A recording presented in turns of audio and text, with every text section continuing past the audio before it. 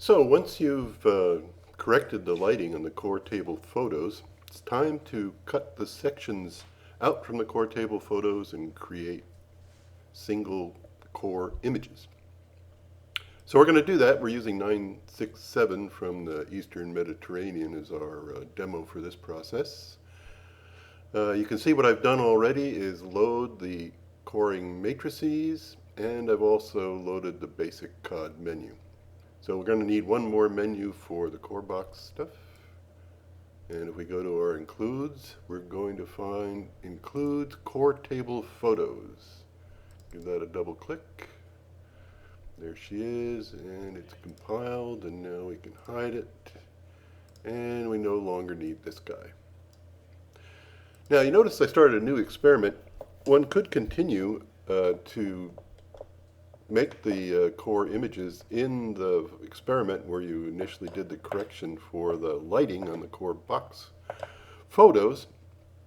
However, what you'll find if you did that is you'd wind up with a humongously large experiment, probably approaching a gigabyte, depending on how many cores and how many sections there were. So start a new experiment, and let's share those corrected core photos. So if we go up to either COD data or image, external I/O, we want to load a shared folder. Share that guy. And now we want to find, let's see. We're looking for U967 corrected CTI. Let's go with A. Open.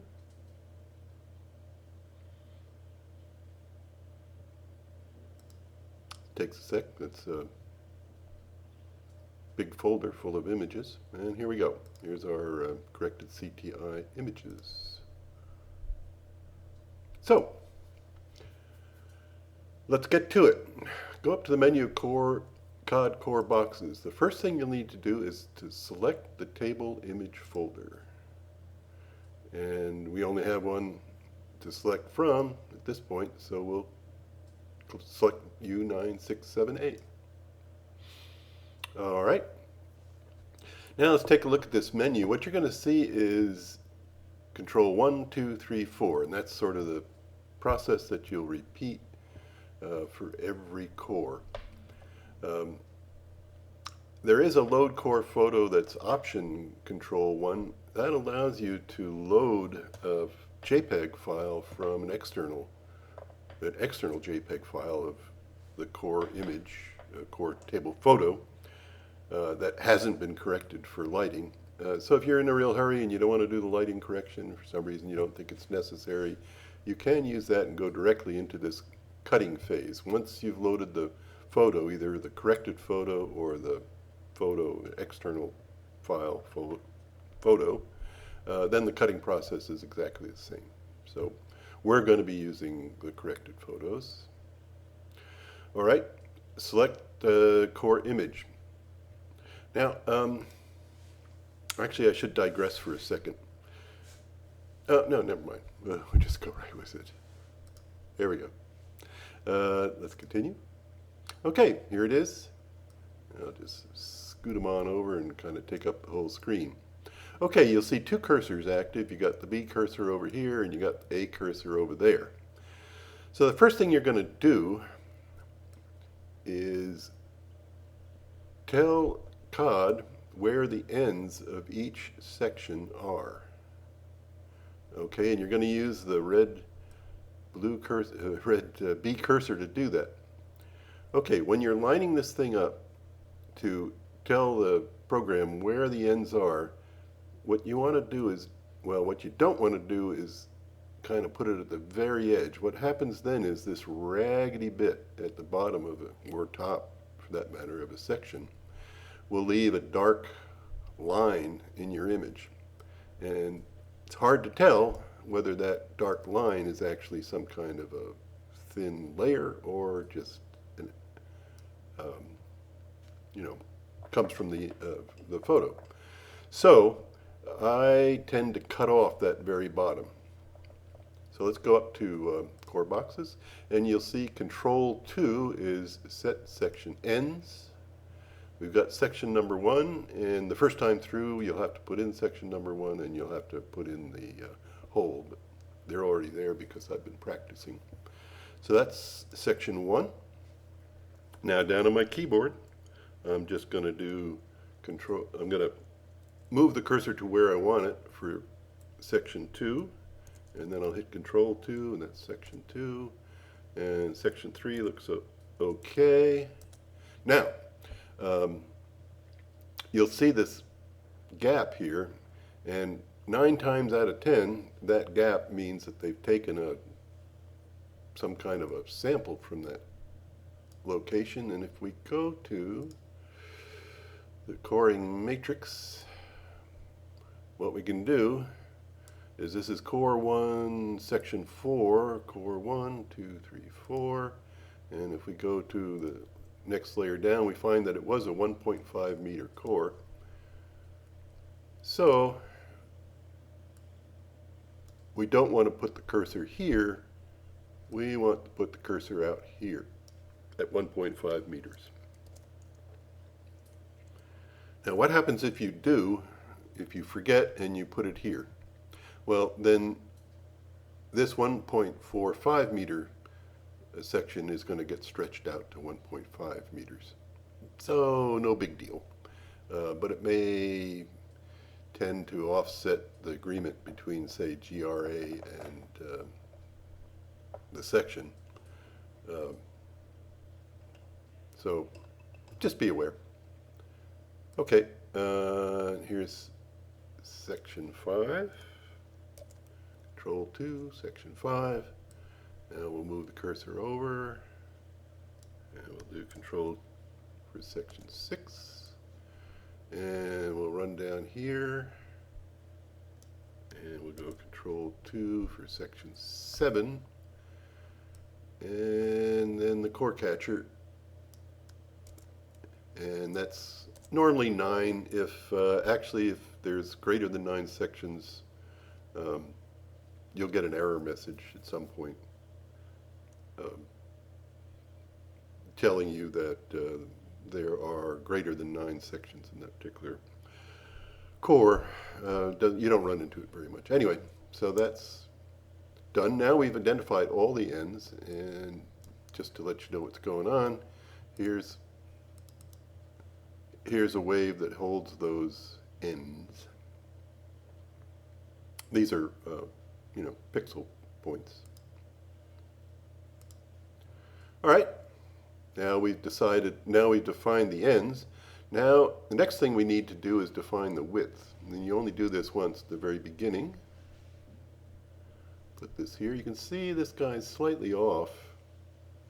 Didn't correct it enough when we were doing the lighting correction. Let's go up to COD core boxes, and we want to, or actually I guess we can do it in image processing. Where is it? Change. Oh, where's rotate image? Okay, core boxes. Select, load, select. Oh, there it is. Okay, we'll rotate the box image. And we want to go counterclockwise, and maybe 0.2 of a degree is usually not much. It's surprising what small amount of offset you can see with the human eye. Okay, that's better. All right, so we're going to set the A cursor at the lower left-hand corner of the first section, right here. And now we'll take the B cursor, go up here to the top of that section, and we'll look at delta Y. So it's 132 pixels wide.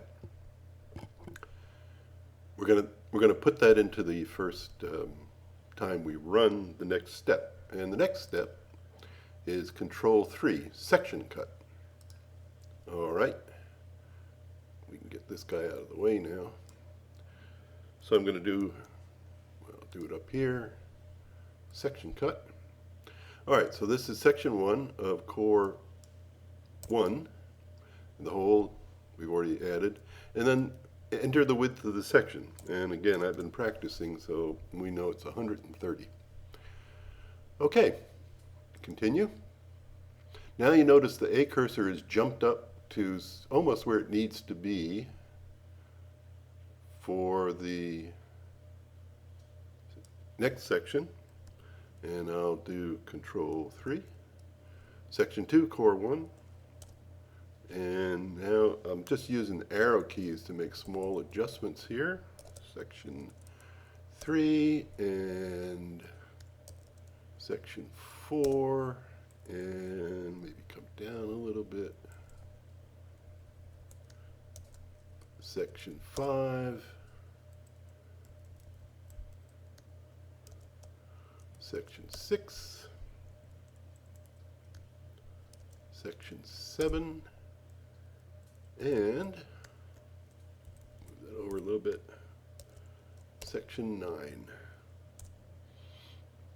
Okay, and if we actually look again at the browser, what you're going to see is a new folder that's called, it starts with K, and inside we have these, what I call the K waves, the K images, and these are the raw section images. Now we want to save those later on after we put the core image together, so that we never have to do this cutting process again. And if you look at one of these, you will notice, if we go down to the bottom, that we've actually preserved the coordinates for cutting out that particular section. So that way, if we come up with a different correction or something else that we want to do to process these core photos, later on, we can always come back and recut them without actually having to physically worry about the placing of the cursors. So there you have it. We've now formed the section images, and we're down to Control 4, assemble the core image. Okay, this is 67A, it's Core 1. We're going to use a resolution of 1 millimeter. That's sort of commonly what I use. Do we want to add S2 to the core image? Yeah, we do. S2 is what I've historically been using for something that isn't the raw resolution. And we want to save the section K files. So continue. And there we go. Here is our image. This right here corresponds to that gap right there. And, get an idea of what the resolution's like. Not bad. That's these are 1 centimeter. Okay, so that's our core image. Now let's do one more just to solidify things. So I do Control 1. I'll use the down arrow. I get the second core. And then I'm going to move this guy over to here. That's going to be Control 2, section number 1. You're not worried about the core number at this point. Move them over a little bit. Core 3. Now this time they've marked the water sample, the core pore water sample. Section 4. Over here, section 5. We'll maybe move back a little bit for section 6. And I'll drag the cursor down here. Section 7. And now I'm going to hold down the Shift key and use the arrow key to move. You can see if you hold down the Shift key, the arrow key will move the cursor pretty quickly. And I'm going to go Control 2, and this is 9 because it's a CC. Now I'm going to place the A cursor at the top of section 1. Control 3, so this is section 1, core 2, 967A. We already set the width.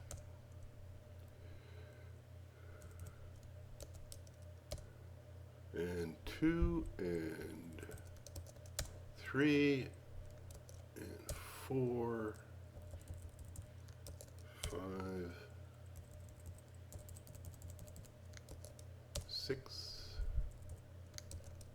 7, 9. And Control 4. Core 2. 0.01. And there we are again. So that's all there is. Let's